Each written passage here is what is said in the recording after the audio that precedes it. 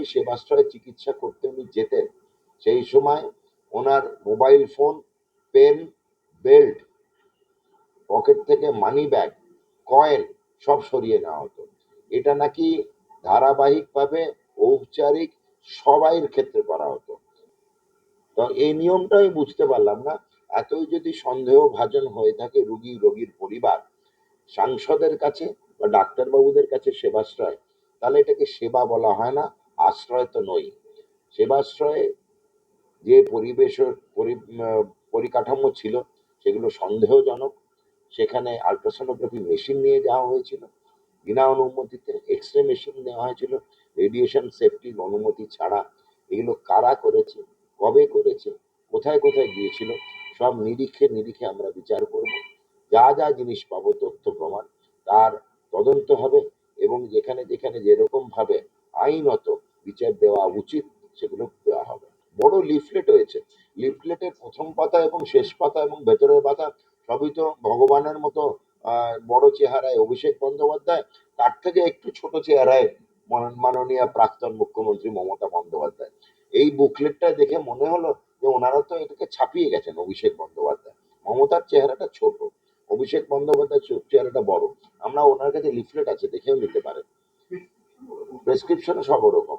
তো আমার দেখে মনে হলো না কোনো ডাক্তারবাবু সই করবে না, হতে পারে না, সই করে সবাই। আমরা ছোটখাটো ফাইলেও ইনিশিয়াল দিই।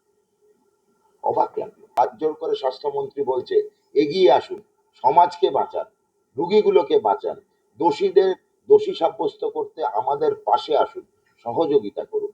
এসপি দাস একটি ভদ্রলোক, যিনি কোনোদিন স্বাস্থ্য বিভাগের সঙ্গে কোনো রকম ভাবে অফিসিয়াল লিঙ্ক ছিল না, কিন্তু উনি বকলমে স্বাস্থ্য দপ্তর চালাতেন, বকলমে উনি স্বাস্থ্যমন্ত্রী ছিলেন। উনি নাকি শনিবার সন্ধ্যেবেলায় প্রাক্তন মুখ্যমন্ত্রী মমতা বন্দ্যোপাধ্যায়ের গৃহে থাকতেন, এবং ওখান থেকে এখানকার আধিকারিক এখন বলেন শনিবার ইভিনিং এ ওরা তটস্থ থাকতো। মানে এই শুরু হলো স্বাস্থ্য দপ্তরের কাজ। কেন মাননীয় প্রাক্তন মুখ্যমন্ত্রী তথা স্বাস্থ্যমন্ত্রী শনিবার দিন সন্ধ্যাবেলা সব অর্ডার দিত। স্বাস্থ্য দপ্তর অলরেডি একটা ফাইল শুরু করেছে সেবাশ্রয়ের ব্যাপারে।